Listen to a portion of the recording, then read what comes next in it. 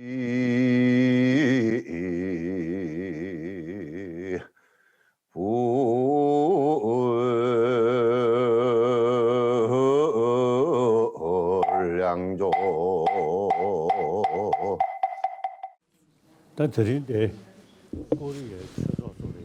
오늘은 한국 불자들에게 3일간 반야신경을 설명하겠습니다. 이런 기회가 있어 저 역시나 무척 기쁩니다. 반야신경은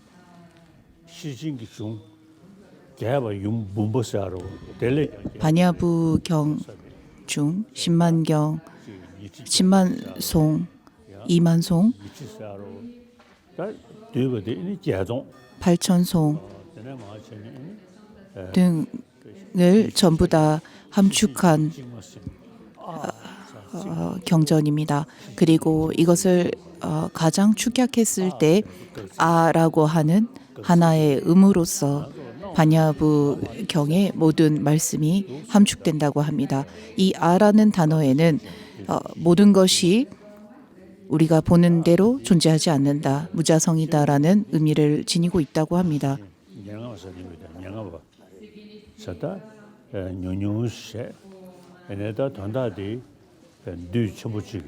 이 짧은 반야신경에 반야부의 모든 핵심이 담겨 있습니다. 이 경전을 오늘 한국 도반들에게 간략하게나마 설명을 드리도록 하겠습니다. 반야바라밀이라고 할 때의 반야는 부처님의 법을 신심만으로 의지하는 것이 아닌 지혜를 발휘해 사유하는 것을 의미합니다. 신심과 지혜는 수행자에게 없어서는 안 될 덕목입니다만 신심과 지혜의 무게를 재본다면 훨씬 지혜가 중요합니다. 지혜로운 자를 우리가 상근기라고 하고 신심으로서 법에 의지하는 이를 하근기라고 합니다. 지혜로운 이들은 이유와 근거를 파악하면서 실상을 파헤칩니다. 지혜로 탐구합니다. 티베트어로 지혜를 셰랍이라고 합니다. 셰랍은 각각 단음에서 셰라고 할 때 파헤치다, 탐구하다라는 의미가 있고 랍이라고 하는 것은 그것으로서 이해하다라는 것을 말합니다. 부처님께서는 비구들이여 나의 말이라 할지라도 곧이곧대로 믿지 말라, 맹신하지 말라고 하셨습니다. 연금술사가 금을 자르고 쪼개고 문질러 보듯이 너희들 역시나 나의 말을 면밀히 검토하라라고 하셨습니다. 부처님께서는 내가 한 말을 연구하고 분석하고 탐구한 뒤 현실에 맞게 말을 한 것임을 파악했다면 그제서야 믿고 의지하라고 하셨습니다. 부처님의 법이 인도에 전해지고 부처님의 법을 가장 꽃피운 곳이 날란다 불교대학입니다. 날란다 불교대학에서는 인간의 지혜를 최대한 발휘하여 부처님의 말씀을 분석하고 연구했습니다. 그리고 수행했습니다. 부처님의 말씀을 이해하고 수행하는 데 있어서 반드시 필요한 것이 지혜입니다. 부처님의 심오하고 광대한 법을 심오하고 광대한 법 중 심오한 법이 바로 공성의 지혜, 공사상입니다. 그리고 광대한 법은 부처님께서 말씀하신 차제를 의미합니다. 따라서 반야신경과 같은 반야부경은 공성을 설명하고 있기 때문에 심오한 법에 해당합니다. 반면에 반야신경에서 공성을 중심으로 설명하고 있고 차제를 따로 자세하게 언급하고 있지 않습니다만 마지막 구절에서 아제아제 바라 승아제 모지스바하라고 하는 이 진언으로서 차제를 함축하고 있습니다. 차량도, 가행도, 견도, 수도, 무학도라고 하는 수행의 단계 5도를 설명하고 있습니다.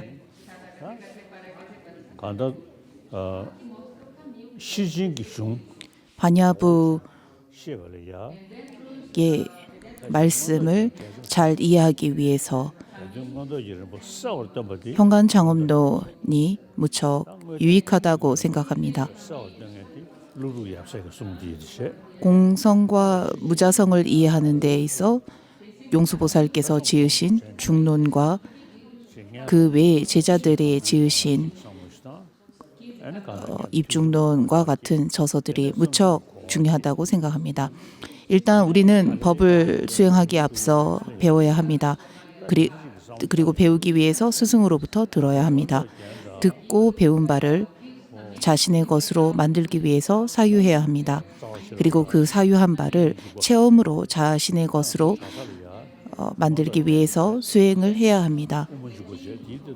남인도 사원에서는 반야부의 가르침을 담고 있는 현관장엄론과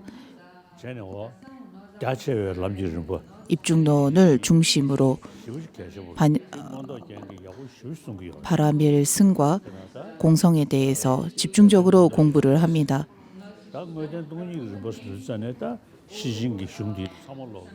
차제와 사상이야말로 부처님께서 말씀하신 가르침의 핵심입니다. 반야심경은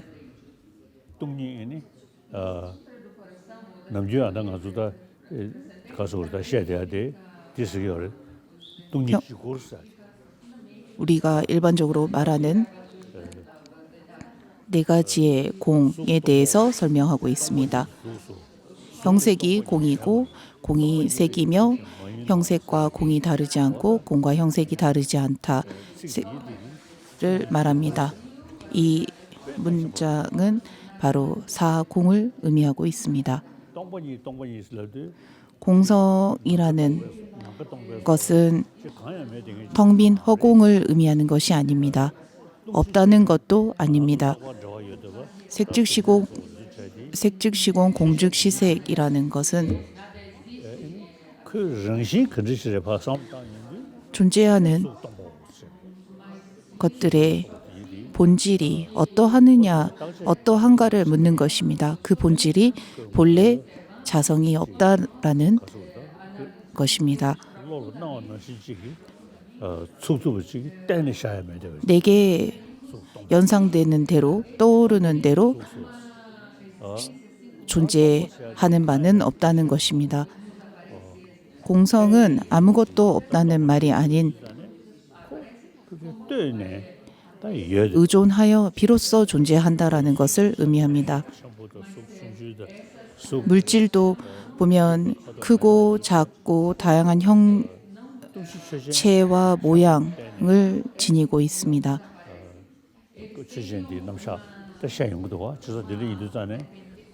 이러한 각각의 다양한 모습들이 있지만 본래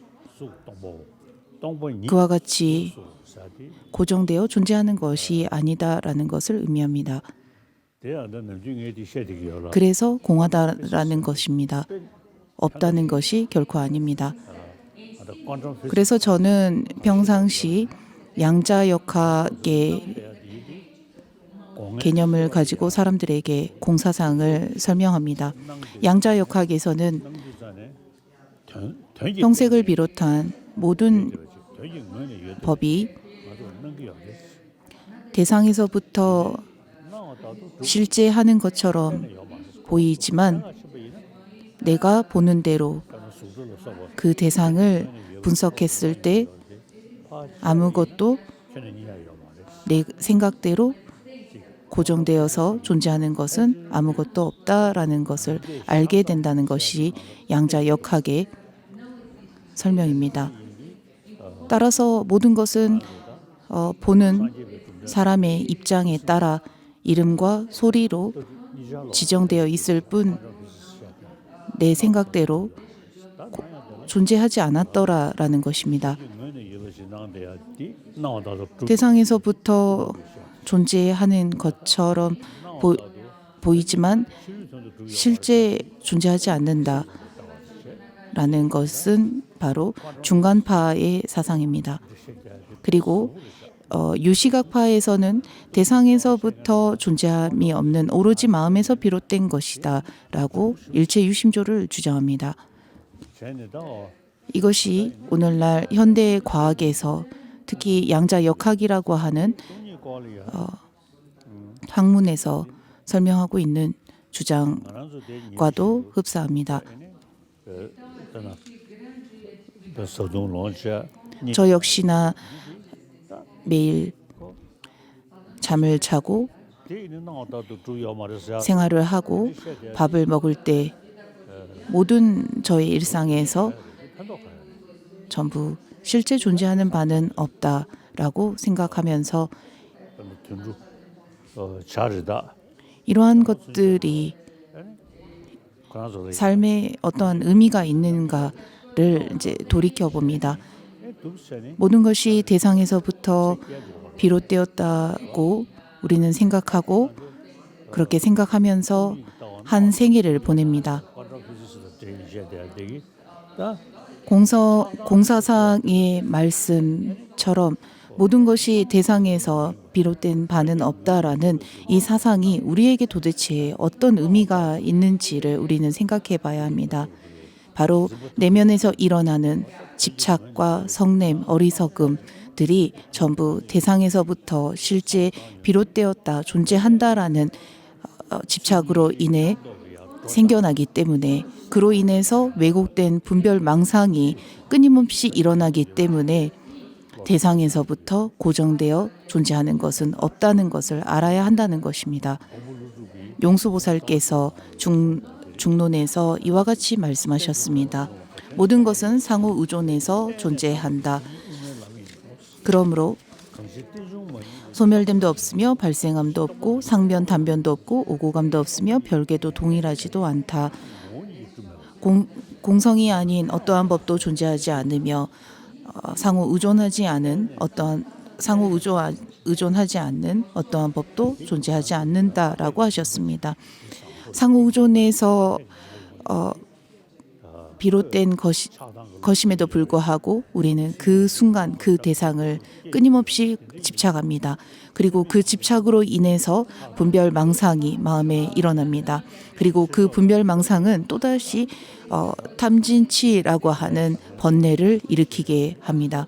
그리고 탐진치 번뇌는 선업과 악업이라고 하는 여러 가지의 업을 끊임없이 계속 짓게 만든다는 것입니다. 그리고 이로 인해서 우리는 두려움이 일어나고 공포를 느끼고 시기 질투를 하면서 끊임없이 마음 혼란스러워하고 힘들어합니다. 현재 지구상에 일어난 온갖 문제들은 전부 다 우리 인간들이 만들어낸 문제입니다. 반면에 그 누구도 이러한 문제들을 원치 않았습니다. 그리고 원치 않습니다. 하지만 우리의 내면의 분별 망상으로 인해서 끊임없는 우리는 문제를 만들어내고 있습니다. 그리고 그것은 바로 대상에서부터 실제한다라고 하는 집착과 착각에 의해서 비롯된 결과들입니다. 불교에서 설명하는 공사상의 관점과 오늘날 현대 과학에서 말하는 양자 역학의 주장을 함께 접목하면 훨씬 더 이해하기가 수월하고 이해가 쉬운 것 같습니다. 제가 아는 인도 과학자는 오늘날 양자 역학이라고 하는 새로운 학문이 생겨났지만 그것은 과거 인도에서 2000년 전에 이미 용수보살과 2500년 전에 부처님께서 설하신 개념들이었다라고 했습니다. 인도에서 전래된 불교에서 말하는 공사상은 모든 것이 무자성이다라는 것입니다. 어떠한 것도 실제 존재하는 것이 없다는 것입니다. 중론에서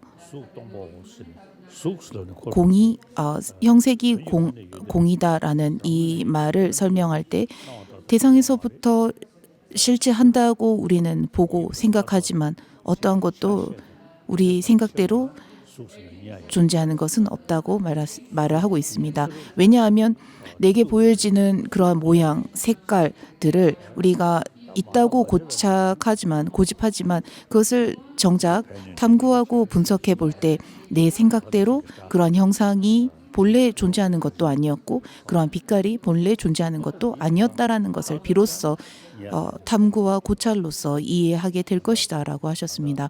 그래서 어떠한 것도 실제 존재함이 없기 때문에 고집할 것이 없다라고 하셨습니다. 대상에서부터 존재하지 않음에도 존재한다라고 집착하는 것이 왜 문제가 되느냐라는 것입니다. 그리고 왜 대상에서부터 존재하는 것이 없다라는 것을 알아야 하느냐라는 것에 대해서 설명을 드리겠습니다.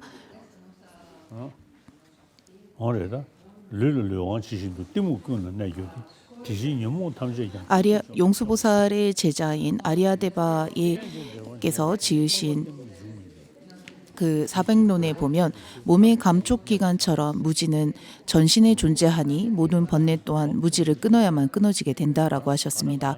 원인과 조건이 상호 관계하여 발생하는 것을 본다면 무지가 생겨날 수 없게 되니 그러므로 이 사백론에서 모든 노력이 이 상호 의존이라고 하는 연기법을 설명하고자 한 것이다라고 하셨습니다.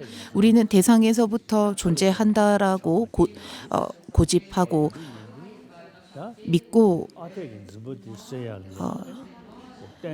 생각하기 때문에 전혀 그렇지 않다라는 것을 사람들에게 알려주신 것이라고 생각합니다. 우리의 의식에 대상에서부터 비롯되어 있다고 보여지는 대로 존재하는 것은 아무것도 없다라는 것을 용수보살의 제자 아리아데바는 설명하고자 했던 것입니다. 이 용수보살과 부처님께서 하신 말씀들을 그저 말로만 두지 말고 조금 더 깊이 생각해 보시기 바랍니다. 집착이라는 것과 성냄이라는 이러한 감정들은 대상에서부터 고정되어 있다라는 그러한 집착에 의해서 비로소 비롯됩니다. 대상을 집착하기 때문에 비로소 우리는 욕심을 내고 집착하고 분노합니다. 공성이라는 말은 우리의 내면에 일어나는 번뇌를 제거하기 위해서 수습하는 것입니다. 일시적으로 마음이 평온하고 일시적으로 마음이 고요해지는데도 무척 유익합니다. 그리고 궁극적으로는 마음에서 일어나는 모든 탐진치 삼독을 제거하고 분별 망상을 제거하는 데에 없어서는 안 될 지혜입니다. 이 점은 무척 분명합니다. 오늘날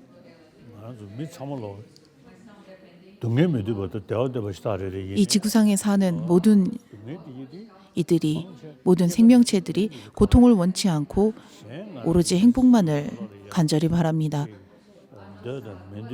하지만 일생을 살면서 시기, 질투, 경쟁, 성냄이 가득한 삶을 살고 심지어 서로 죽고 죽이는 그러한 결과까지도 도달하기도 합니다. 현재 우리가 직면하는 수많은 문제들이 대부분 인간들이 만든 문제인 것은 분명합니다. 오늘날의 과학자들은 이렇게 말을 합니다. 마음이 불편해지는 이유는 마음의 분별 망상으로 인해서 대상을 고정되어 있다고 집착하는 그 집착함에서 비롯되는 경우가 빈번하다라고 합니다. 심오한 공성의 지혜, 이 공사상은 마음에서 고집하는 이 집착을 줄이기 위해서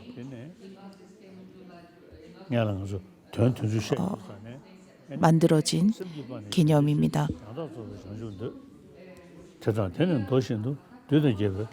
현관장엄론에서 발심은 이타 중생을 위해서 하는 것이다라고 합니다.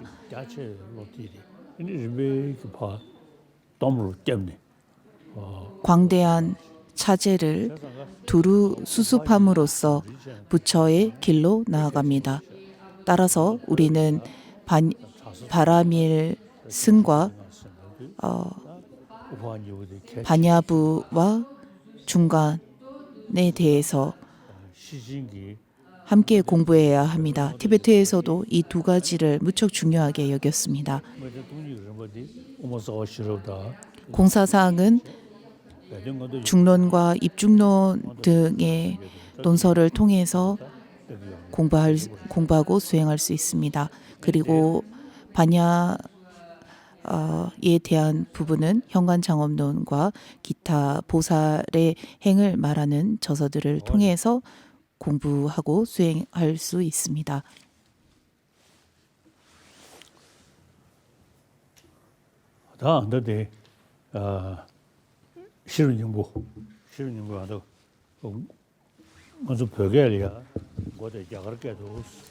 티베트어로 된 반야신경을 보면 산스크리트어로 바가와티 브라지나 파라미타 히다야라고 명시되어 있습니다. 티베트어로 번역된 인도의 경과 논에는 항상 그 산스크리트어의 제목이 가장 먼저 설명되고 있습니다. 그래서 이 경이 산스크리트어에서 번역되었음을 그리고 인도에서 전래되었음을 설명하고 있는 것입니다. 빨리어로 된 경에서 번역된 것들은 빨리어로 이와 같이 빨리어로 이런 제목이 있다라고 명시를 합니다. 이 반야신경의 산스크리트어로 인도어로 바가와티 브라지나 파라미타 히다야라고 한 것은 이 경이 어떠한 출처가 없이 새로 창작된 것이 아닌 인도에서 전래된 반야신경을 그대로 번역한 것임을 의미하는 것이기도 합니다.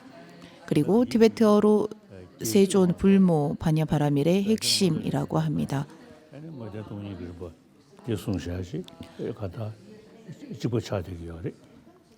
공사상과 광대한 차제에 대해서 설명하는 것이기도 합니다. 제불보살께 정리합니다.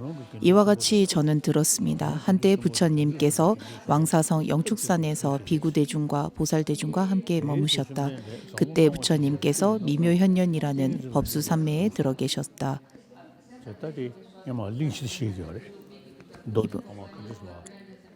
이 경이 부처님께서 어떤 계기로 어디에서 누구에게 설하셨는지를 설명하는 부분입니다.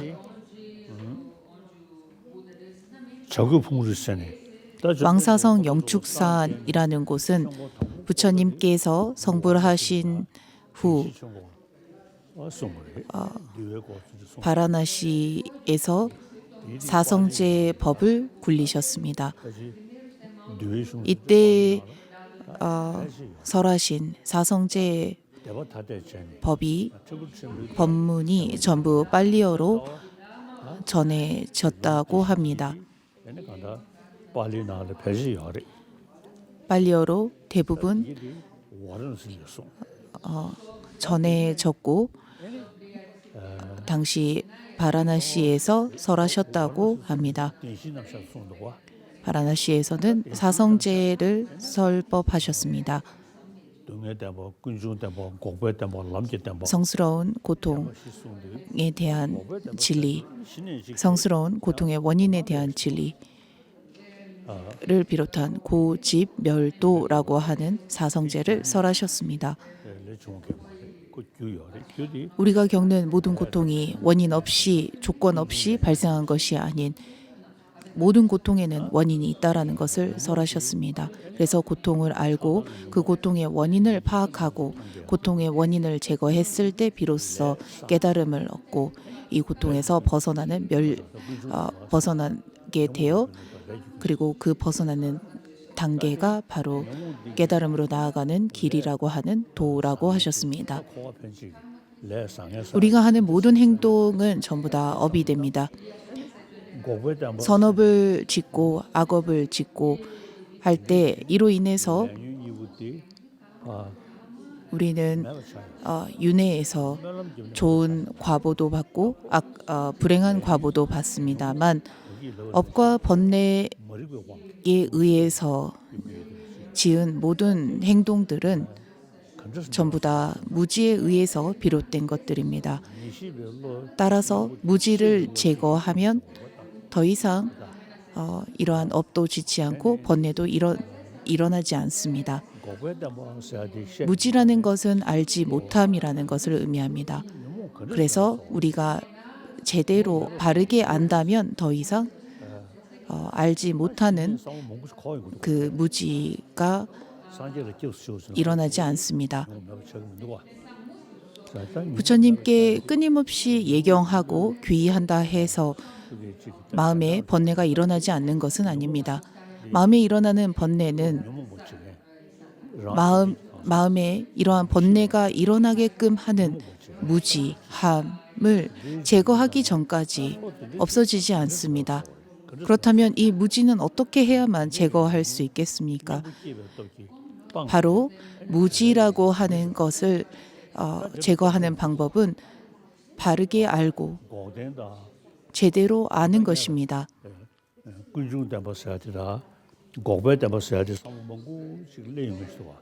이 점을 우리가 생각하면 고통의 원인이 무엇인지 우리는 끊임없이 생각하게 될 것이고 고통의 원인을 과연 어떻게 해야만 제거할 수 있는지에 대해서 고민하게 될 것입니다. 왜 부처님께서는 왕사성 영축산에서 고통의 원인이 무엇이고 고통의 원인을 제거하는 방법 그리고 그 고통의 원인을 제거하는 그 방법을 닦아 나아가는 깨달음으로 나아가는 도에 대해서 설명하고 있는 것입니다. 부처님께서는 우리가 지닌 지혜를 최대한 발휘해서 깨달음이라는 것이 가능하고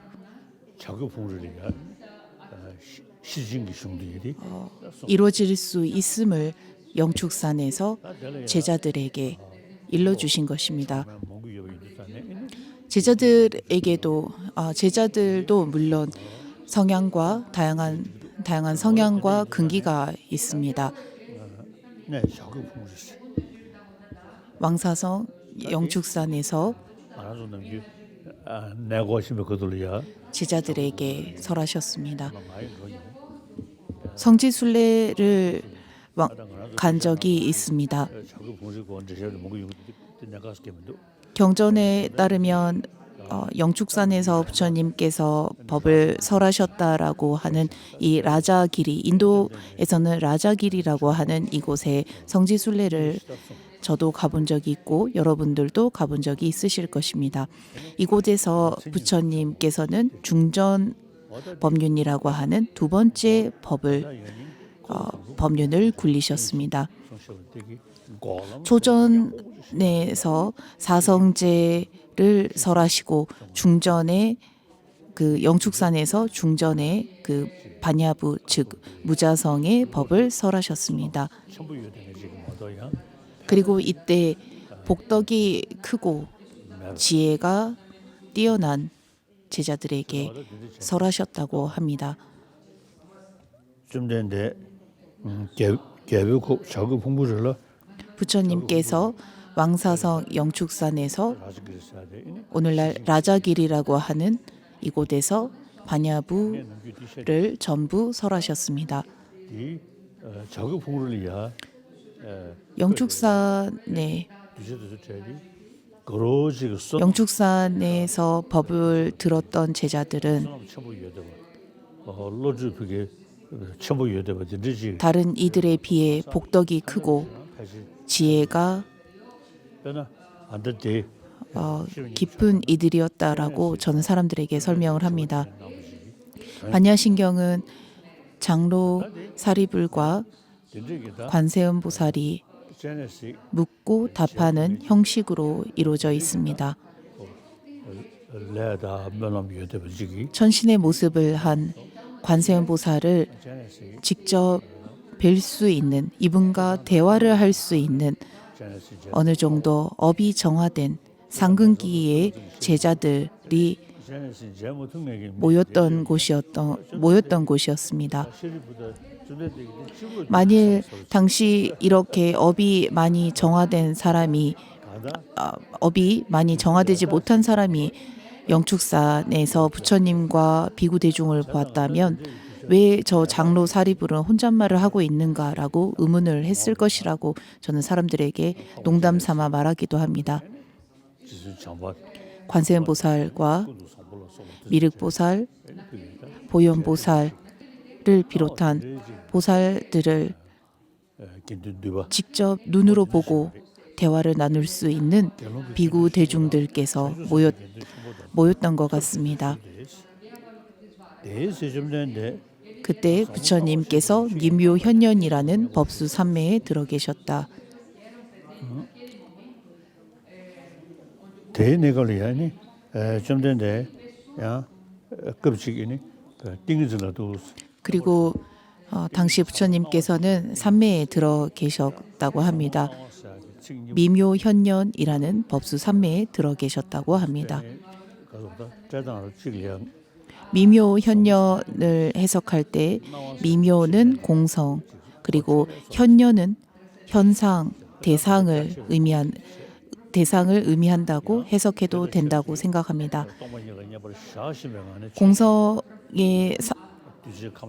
공성의 삼매에 든 상태에서 중생의 근기를 전부 다 아시고 중생의 원하는 바를 이루어 주셨다라고 해석해도 되지 않나 싶습니다.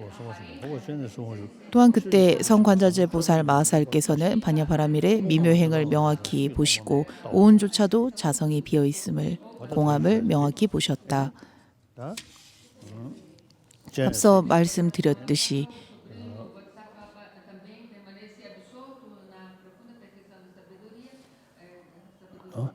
가시소.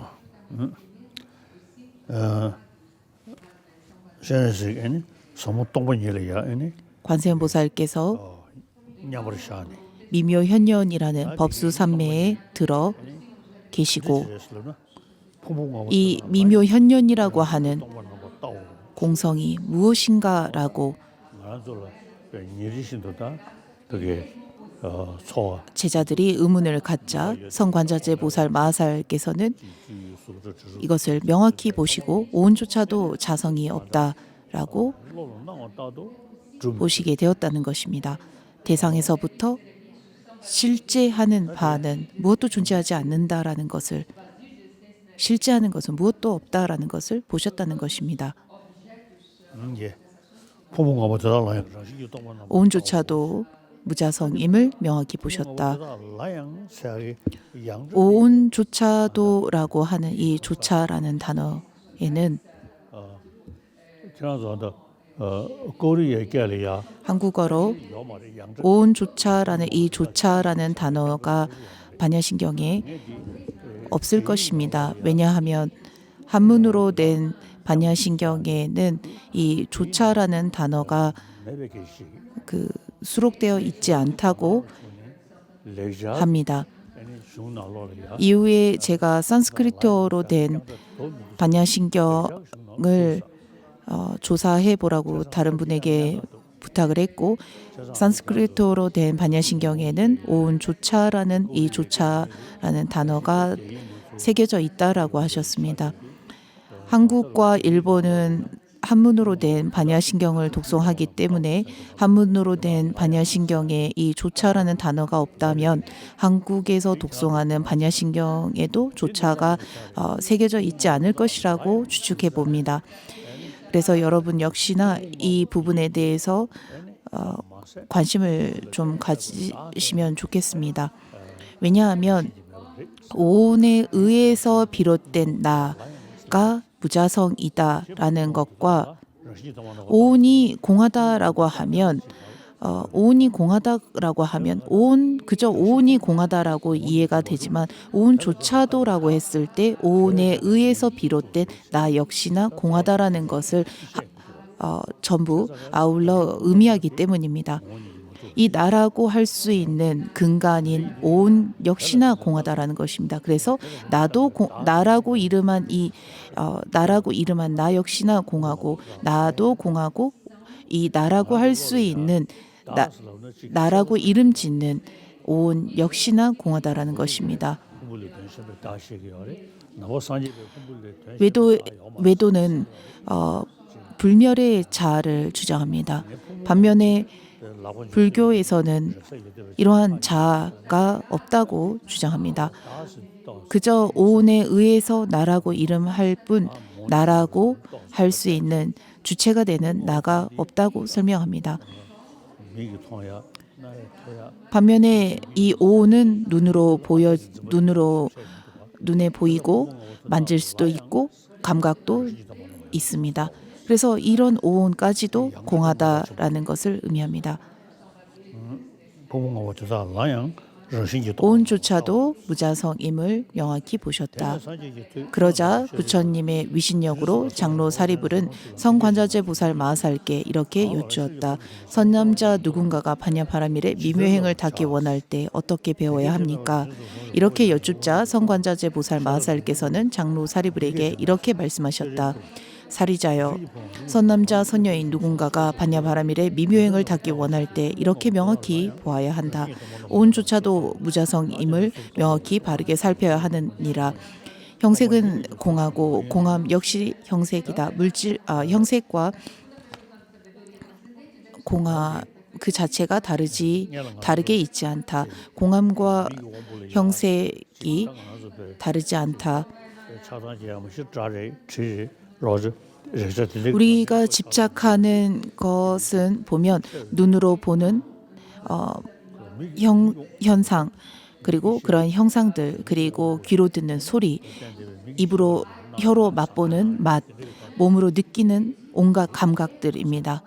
그래서 안이비설신으로서 우리는 이러한 온갖 대상들을 향유하면서 감각을 느끼고 그 감각을 집착하고 집착을 통해서 여러 가지의 다양한 분별들과 망상들이 생겨납니다.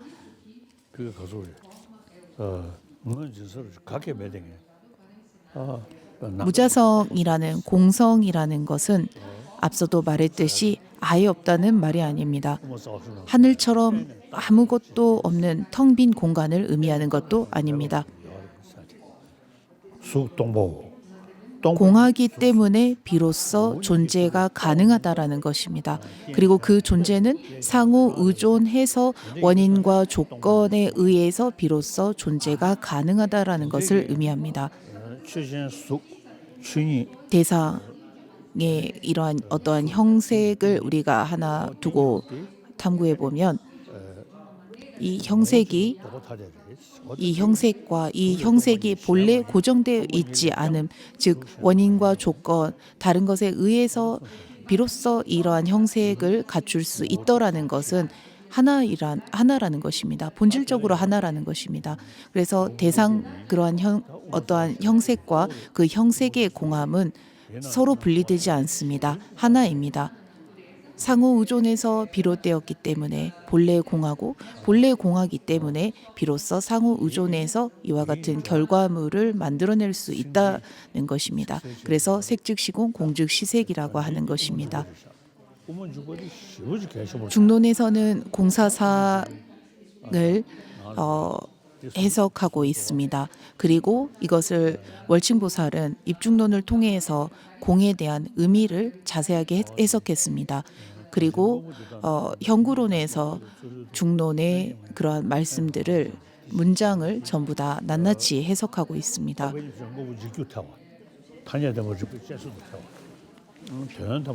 그리고 쫑가파 대사의 이론에 따르면 우리가 무자성을 자성이 있다고 주장하면 네 가지 오류를 범하게 된다고 합니다. 공성을 깨친 성인의 깨달음을 세간이 부정한 것이 되고 세상에 이름 지어진 모든 사물이 부정되고 승리에서 발생함이 없음을 부정할 수 없게 되고 만물은 본래 공하다라고 하신 부처님의 말씀에 오류가 생기게 된다고 합니다. 그러므로 이러한 모든 현상을 분석하면 진여의 본성에서 어떠한 대상도 찾을 수 없기 때문에 세간의 이름을 분석하지 말라고 하셨습니다. 윤회와 열반에 아울러 모든 대상이 우리가 실제 존재한다고 생각하고 실제 존재한다고 그 대상을 찾으려 하지만 어떠한 것도 찾아지지 않을 것이다라는 것입니다. 그리고 그때서야 비로소 이름이었을 뿐이고 소리였을 뿐이었다라는 것을 알게 될 것이라는 것입니다. 그저 소리와 이름일 뿐 원인과 조건에 의해서 비롯된 것들을 우리가 이름 지은 것일 뿐 어떠한 것도 대상에서 내 생각대로 존재하는 것이 없다라는 것을 이해할 것이라는 것입니다. 진여에서 어떠한 논리건 나와 타로부터 생겨남은 타당치 않고 이러한 논리는 이름으로도 타당치 않으므로 그대가 주장하는 발생함은 도대체 무엇에 의한 것인가라고 입중론에서 반박하고 있습니다. 그 선설장론을 읽어 공부하는 분들은 아실 것입니다. 이 네 가지 오류를 선설장론에서는 설명하고 있습니다. 공성을 깨친 성인의 깨달음이 없게 되는 것이고 세상에 이름 지어진 모든 사물이 없어지게 되고 그 진재에서 즉 진리로 어떠한 것도 본래 발생함이 없음을 부정할 수 없게 되고 만물이 본래 공하다라는 부처님의 말씀 자체가 오류가 된다라고 합니다.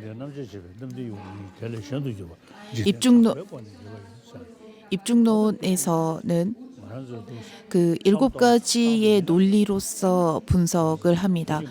그래서 7가지의 논리로서 눈앞에 보이는 수레를 분석할 때 어떠한 것도 대상에서부터 비롯된 것이 없기 때문에 그저 이름일 뿐이었다라는 것을 비로소 이해하게 될 것이라는 것입니다. 그리고 이러한 것을 이해하게 되면 더 이상 대상을 과거처럼 집착하지 않습니다. 대상에 그만큼 연연하지 않습니다. 대상에서부터 비롯된 바가 없다라는 생각이 깊어지면 질수록 우리는 더 이상 대상을 집착하지 않습니다. 디지다가 토모닝이 떠버리. 따라서 월층보살은 입중론을 지으시면서 자비심이란 승리자 즉 부처의 원만한 결실로 부처가 되는 씨앗이며 성장시키는 물과 같고 오랫동안 수용하는 대상을 성숙시키기 때문에 내가 가장 먼저 자비를 찬탄한다라고 합니다. 이것은 바로 어떠한 대상에도 집착함이 일어나지 않기 때문에 모든 생명 가진 이들에게 비로소 자비를 일으킬 수밖에 없다는 것입니다. 이타심이라는 것은 대상을 집착하지 않을 때 비로소 절로 일어납니다. 이기심이라고 하는 것은 대상에서부터 실제 존재한다라는 집착과 연연함이 있을 때 더더욱 강해집니다.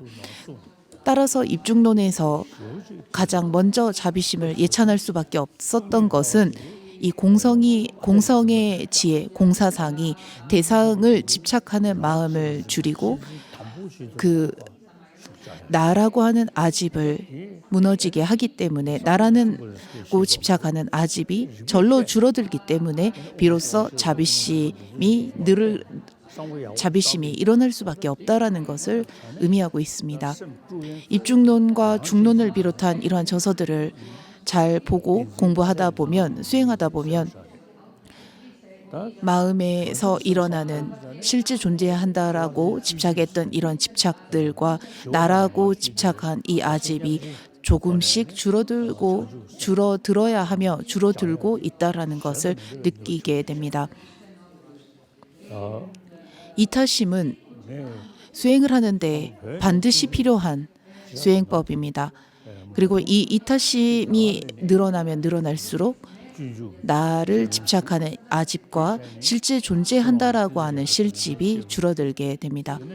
저는 이 이타심을 통해서 보리심을 닦는 수행법을 입보리행론을 보면서 수행을 시작했습니다. 쿠눌라마 린무체로부터 입보리행론을 전부 구전을 받고 가르침을 받은 뒤 그 이후로 입보리행론에서 말하는 수행법을 계속 생각합니다. 특히나 7인과 수행법을 통한 보리심을 일으키는 방법에 입보리행론에서 설명하는 자타교환법을 추가하여 이기심의 허물을 항상 관찰하고 이타심의 공덕을 항상 되새기도록 노력하고 있습니다. 나와 중생의 행복과 고통을 교환하지 않는다면 윤회에서조차 행복할 수 없다라고 합니다. 그렇기 때문에 부처는커녕 이 생을 사는 데 있어 윤회에서조차 어떤 행복도 누리지 못할 것이라고 말씀하고 있습니다. 세상에서 살면서 모든 행복은 다른 이들의 행복을 바랄 때 비롯되며 세상의 모든 고통은 자신의 행복을 바라는 데서 비롯된다고 합니다. 입중론과 입중론석을 그래서 저는 매일 읽고 생각합니다. 색즉시공 공즉시색이라고 하는 이 사공은 무척 그 깊은 의미를 함축하고 있다고 저는 생각합니다. 그리고 입중론 입보리행론의 6장과 8장을 저는 집중적으로 보고 사유하고 수행합니다. 왜냐하면 6장에서 분노를 다스리는 인욕에 대해서 가르치고 있고 8장에서 이기심을 줄이는 방법에 대해서 제시하고 있기 때문입니다. 이러한 것들이 고쳐지지 않고 향상되지 않는다면 더 이상의 깨달음과 수행에서의 진전은 없습니다. 입보리행론에서 말하는 이기심과 이타심을 바꾸는 방법을 통해서 우리는 이기심이 더 이상 고개를 들 수 없을 정도의 그러한 수행을 해야 합니다. 그리고 이러한 입보리행론과 스승의 가르침을 거듭 듣고 들었다면 그것을 사유해서 사유한 것을 몸소 실천으로 옮겨 마음에서 끊임없이 일어나는 이기심을 계속 누르고 줄이는 데 힘써야 할 것입니다. 저 역시나 이렇게 노력하고 있습니다. 이렇게 정진하고 있습니다. 그래서 저의 도반인 한국 불자들께서도 사실로 거리 얘기하는 여인의 매년 이와 같이 해주시기 바랍니다. 한국어로 중론이 번역되어 있습니까? 한문으로는 번역되어 있습니다. 티베트어로 번역하기 전부터 한문으로 중론이 번역되었다고 합니다. 진나와 법칙의 임명에 대한 그 성량론과 집경론은 한문으로 번역되어 있지 않다고 합니다. 중국 불자들이 이 점을 보면 그 인식론과 논리학에 대해서 그다지 관심을 갖지 않은 게 아는가라고 이렇게 유추해 봅니다. 오늘날 우리는 21세기를 살아가고 있습니다. 부처님의 말씀을 가지고 부처님께서 이와 같이 설하셨다라고 믿고 의지하는 시기가 그러한 시점은 이미 지났습니다. 21세기에 사는 우리는 인명학을 통해서 논리와 인식학을 보다 깊이 연구해 볼 필요가 있습니다. 그러면 지금부터 질문 받겠습니다. 9번에 주고 시소. Good morning, Your Holiness. We are thankful for your teaching today. On the first day, we have 5 questions from 3 different temples in Korea. The first question will be asked by 오늘 5가지의 질문이 준비되어 있습니다. 미왕사 주지 스님인 금강 스님께서 첫 번째 질문을 하실 것입니다. 낭수도 천일이 미유 면적.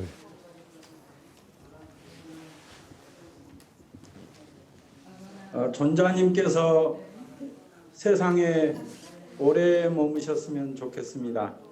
첫 번째 질문 말씀드리겠습니다. 존자님께서는 30년 동안 과학자들과의 대화의 시간을 지속적으로 가지고 계신데요. 불교와 과학의 지향점이 각각 다릅니다. 불교에서 과학을 어떻게 바라봐야 하는지와 또 서로 어떤 도움이 되는지 알고 싶습니다. 낭수도 천일이 미유 면적스. 따고 허락하듯이 불교와 과학의 목적이 다르다라는 것을 보면 불교에서는 심리학을 중점으로 설명하고 있고 과학에서는 현상을 중점으로 설명합니다. 하지만 불교에서도 내면의 행복을 위해서 탐구하는 것이고 그 과학에서도 그 현상의 그러한 물질의 발전을 추구하고 있습니다. 오늘날까지 과학자들은 물질적인 발전에만 관심이 있었을 뿐 내면에 대한 성찰과 관심을 가지지 않았습니다. 최근에 이르러 과학자들 중에 내면의 행복이 물질적 발전에 도움이 된다라는 것도 보기 시작했고 저 역시나 그 과학으로 우리가 그 건강한 육체라고 말을 했듯이 불교 내면의 그러한 정신적 건강이 반드시 필요하다라고 이제 저는 사람들에게 말을 합니다. 육체적 건강을 위해서는 정신적 건강이 반드시 필요합니다. 그리고 정신적 건강을 유지하기 위해서 우리가 그 불교에서 말하는 심리학의 그러한 관점들이 훨씬 크게 도움이 된다고 생각합니다. 약 40년간 저는 과학자들과 함께 대화를 이어오고 있습니다. 과학자들과 대화를 할 때 전생에 대해서 이야기하지 않고 공사상에 대해서도 따로 그러한 종교적인 부분에 대해서 언급하지 않고 건강한 정신과 건강한 마음에 대해서 과학자들과 대화를 하고 있습니다. 그래서인지 과학자들도 이 점에 대해서 점차 관심을 가지게 되었고 오늘날 마음이라는 이러한 것의 작용이 그 분별 망상이 일어날 때 마음이 흩어지고 어지러워진다라는 것에 대해서 인정하는 과학자들도 생겨나게 되었습니다. 싸 차라 먹고 싶어. 애니 레바나 디조다 레바. 애니 뇌과학자들은 좌우뇌의 남배 송내 여러 가지 감정들이 일어날 때 좌우뇌의 작용이 각각 다르게 움직인다고 합니다. 그래서 불교에서 말하는 마음의 그 여러 가지 일어나는 감정들과 과학에서 말하는 다양한 이러한 관점들이 충분히 도움이 서로 이렇게 보완하면서 도움이 된다고 저는 생각합니다. 처음 지향하는 바는 달랐지만 궁극적으로 서로 도움이 되고 있다고 생각합니다.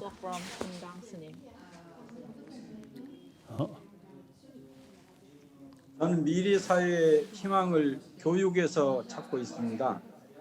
그런데 현실 교육은 인성 교육은 없고 경쟁과 스펙의 뒷전으로 밀려나고 있습니다. 사랑과 자비를 학교 교육에 어떤 방식으로 다가가게 할 수 있는지 묻고 싶습니다. 다가다 나는 사물로 우리 모두 고통을 원치 않고 행복을 원합니다. 그리고 이것은 따로 설명할 필요도 없습니다. 세상에 태어나서 죽을 때까지 우리는 고통을 원치 않고 행복하기만을 바랍니다. 그리고 행복해질 수 있는 근원에는 사랑과 자비가 있습니다. 아이가 뱃속에 있을 때 어머니가 태교를 할 적에 마음이 편하면 아이들은 굉장히 안정감을 느낀다고 합니다. 반면에 어머니가 산모가 마음이 힘든 일이 생기면 그 아이가 뱃속에서 이렇게 발로 찾는 그런 그 느낌을 받았다고 저희 어머니께서도 말씀을 하셨습니다. 우리는 태어나서부터 어머니의 사랑과 자비를 받습니다. 동물들도 어미가 새끼를 사랑과 자비로 보살피는 것을 볼 수 있습니다. 많은 그 생명 가진 존재들이 어머니의 사랑과 보살핌으로써 생존하게 됩니다. 그리고 성장하게 됩니다.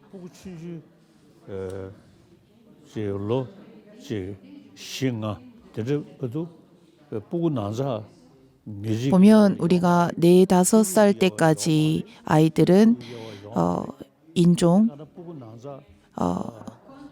재산, 학벌, 집안 내력 등 이러한 것들을 따지지 않습니다. 4-5살 때까지만 해도 애들은 이러한 그 편견을 가지지 않고 다른 아이들과 어울려 놉니다.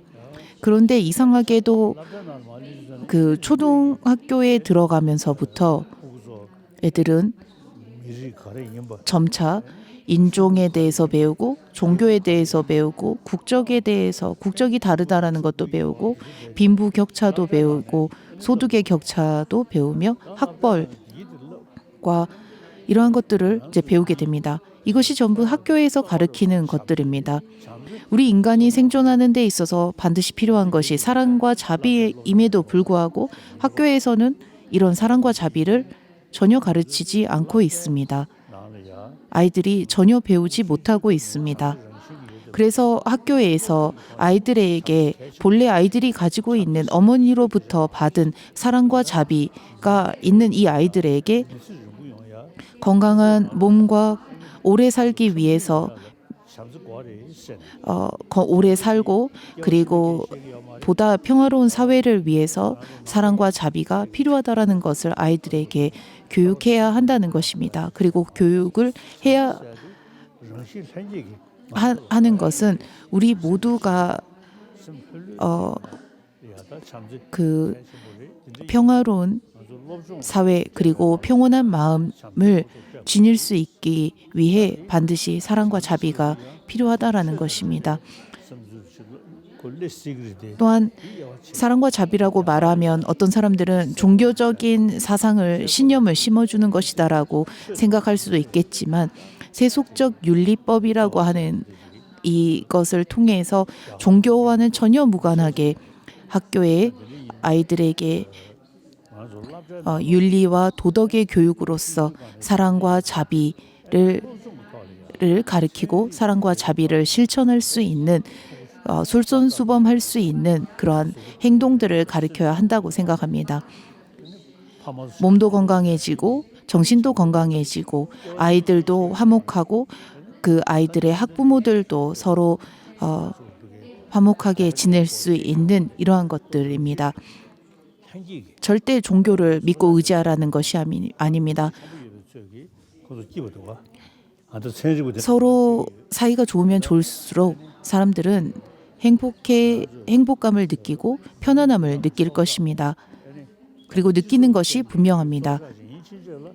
이 세상에서 더불어 살아가야 되는 존재이기 때문에 존재인 만큼 우리는 사회에 더불어 의존하면서 공생해야 하기 때문에 내가 살아가는 이 사회를 위하고 사회를 위했을 때 보다 큰 만족감과 행복감을 느끼게 될 것이라고 합니다. 이것은 과학자들이 주장하는 바이기도 합니다. 좀 더 우리가 널리 생각해 보면 자신의 가족은 물론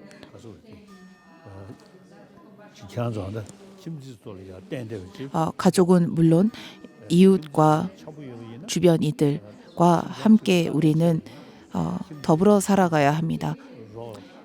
가족에게 무슨 일이 생기면 주변 이웃에게 그리고 지인들에게 도움을 청하기도 합니다.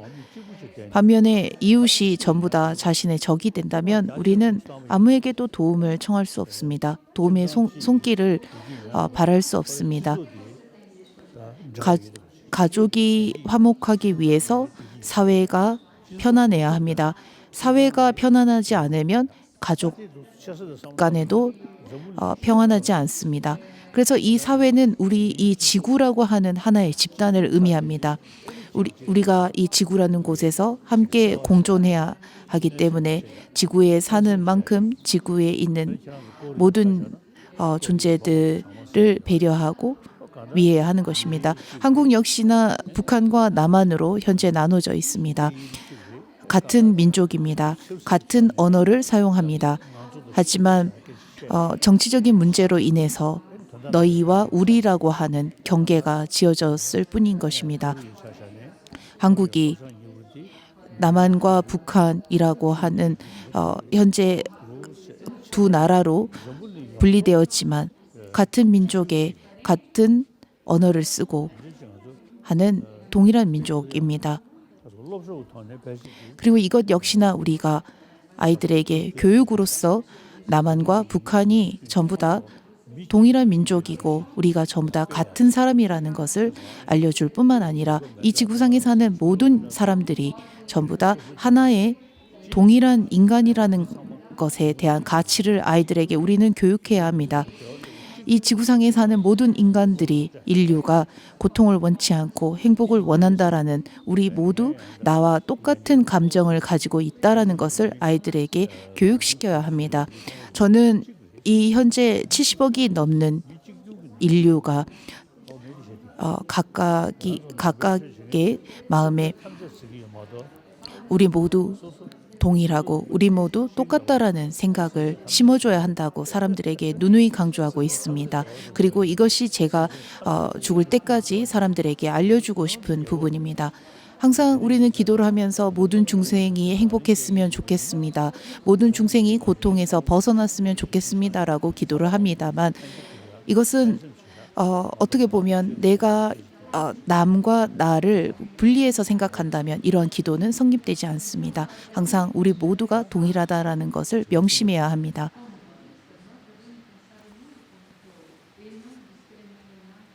The third question will be asked by Boryeon S님, the abbot of Dosoram Temple. 달라레화 존자님께서 건강하셔서 저희 곁에 오래 머물러 주시기를 간청드립니다.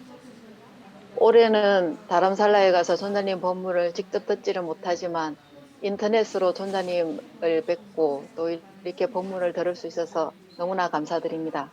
부처님의 바른법에 의지하는 것은 많은 이로움이 있지만 이러한 바른법을 다른 사람들과 공유하는 것은 쉽지가 않습니다. 다른 사람들이 좋은 동기를 일으키고 함께 공부할 수 있는 좋은 가르침을 주시면 감사하겠습니다. 아야. 또 되게 저집어디 나는 가서 시부던 시리 두 번째 질문에 답을 하면서도 말씀을 드렸습니다만 우리 70억이 넘는 인류가 전부 다 같다라는 생각에서부터 시작해서 서로를 아끼고 서로를 배려하는 마음이 생겨나야 한다고, 그리고 그런 마음을 우리가 훈련해야 한다고 생각합니다. 사랑과 자비를 향상시키는 방법에 대해서 특히 불교에서 중점적으로 다양하게 설명하고 있습니다. 교육을 할 때 사랑과 자비는 가장 중요한 인간의 가치이자 덕목이라는 것을 아이들에게 심어주고 더불어 배려하는 삶을 살아야 하며, 티베트와 한국을 비롯한 이러한 국가들은 본래 불교 국가였습니다. 사랑과 자비를 향상시키기 위해서 앞서 말했듯이 입보리행론과 같은 그 논서들을 보면서 사랑과 자비를 수행하는 방법 그리고 실천하는 방법에 관심을 좀 더 가져야 한다고 생각합니다.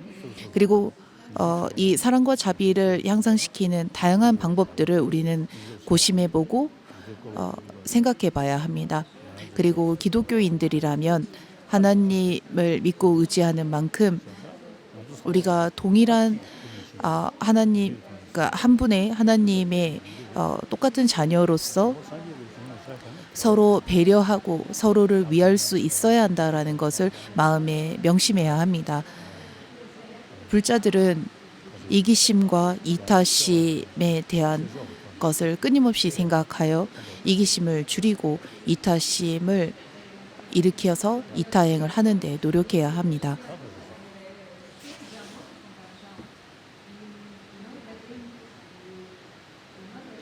The next question will also be asked by Boryeon S님. 팬데믹이라는 경험하지 못한 상황에서 사람과 현상에 속고 집착하게 되면서 자꾸 부정적인 감정을 일으키게 됩니다. 이렇게 마음을 부정적인 생각이 일어날 때 어떻게 바라보고 다스려야 하는지 도움이 되는 말씀 부탁드립니다. 너샤다 영웅 지와나 독서 강유면 송로 따들이야 아니 지 그다 너샤가 참배 아니 시다한다 탐진치가 거기 문주고 슉셔부지 마음에 또 냐보때야 직접적으로 일어났을 때 그것을 대처하는 것은 어떻게 보면 쉽습니다. 하지만 탐진치가 순간순간 일어나지 않고 마음에 그 계속 그러니까 수면에 떠오르지 않고 수면 아래에 이렇게 유지되어 있으면 그것을 마주하고 대처하는 것은 무척 어렵습니다. 그리고 그다지 쉽지 않습니다. 마음이 순간순간 그 탐욕과 그 성냄이 일어날 때 마다 그 앞서 그 성냄이 일어나면 그때그때 사랑과 자비의 마음을 일으키도록 순간순간 노력하고 본질 근본적으로 그 수면 아래에 있는 탐진치를 제거하기 위해서는 우리가 공성의 지혜를 끊임없이 사유하고 닦아야 합니다. 그때그때 일어나는 탐진치를 우리가 보리심과 공성의 지혜를 통해서 그때그때 대처해 볼 수도 있겠지만 더 우리가 그 어렵고 해결하기가 어려운 부분이 바로 수면 아래 마음속 깊이 있는 이러한 탐진치들입니다.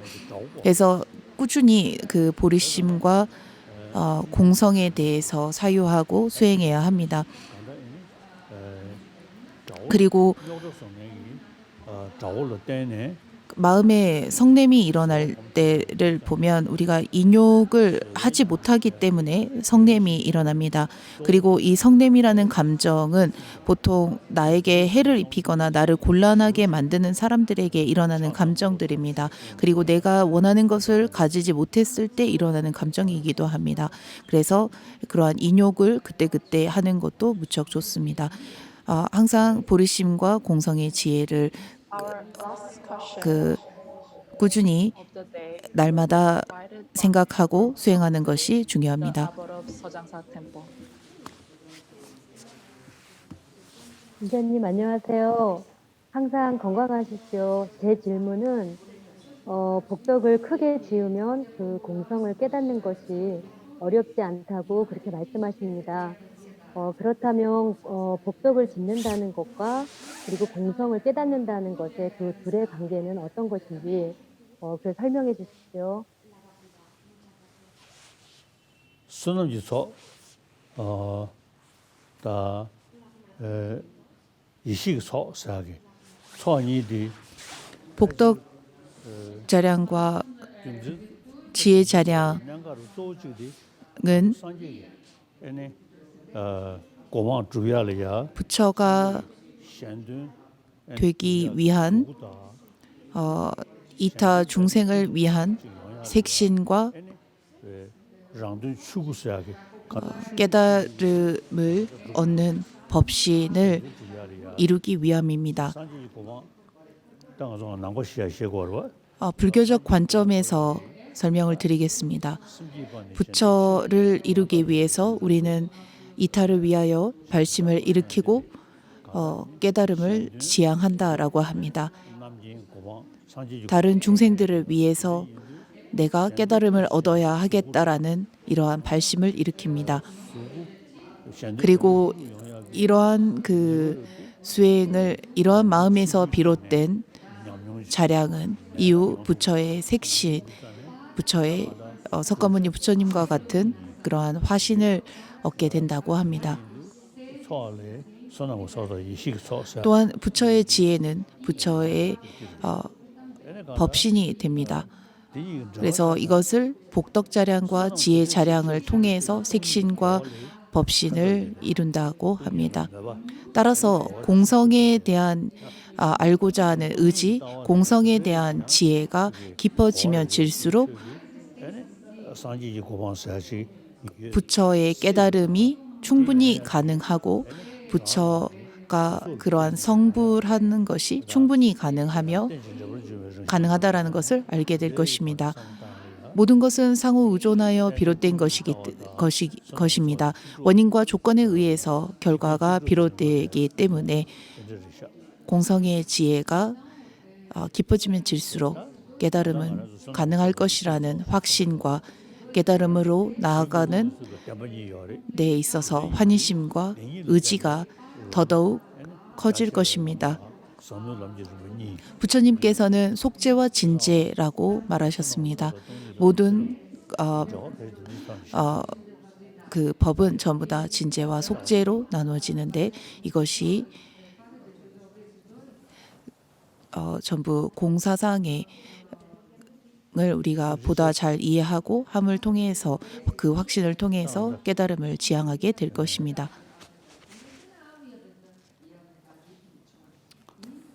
실은인부 한다. 다 대신도 소화도 두시던 두시. 그러면 반야신경을 좀 더 하겠습니다. 대대로 쳐들 동반 일이 친이고 마지고 막아고 저모도 저 저면 사리부리여 이와 같이 느낌, 생각, 지어감, 의식들도 공안이라. 이와 같이 모든 법은 무자성 그 자체이니 정의된 것도 없고 생겨난 것도 없고 소멸할 것도 없고 더러움도 없고 더러움을 여임도 줄어듦도 없으며 늘어남도 없느니라. 사리부리여 그러한 까닭에 무자성 그 자체는 형색도 없고 느낌도 없고 생각도 없고 지어감도 없으며 의식도 없느니라. 눈도 귀도 코도 혀도 몸도 뜻도 없느니라. 형상도 소리도 냄새도 맛도 감각도 없으며 마음의 대상도 없느니라. 그 다음은 12처를 이제 말을 하는 부분이었습니다. 눈의 경계부터 뜻의 경계까지 없으며 의식의 경계까지도 없으며 그 다음 고통의 원인을 제거함 역시나 없다. 무자성이다라는 것을 의미합니다. 무명도 없고 무명이 다음도 없음으로부터 늙고 죽음까지도 없고 늙고 죽음이 다음까지도 없느니라. 괴로움과 괴로움의 원인과 괴로움이 없어짐과 괴로움을 없애는 길도 없느니라. 지혜도 없고 어둠도 없고 어둠 없음도 없느니라. 사리부리여 이렇게 보살마살들은 얻을 것이 없기에 반야바라밀에 의지하여 머물러서 마음에 걸림이 없으므로 두려움이 없다. 오늘은 여기까지 하겠습니다. 다양 선이 제쇼. 내일 다시 만나겠습니다.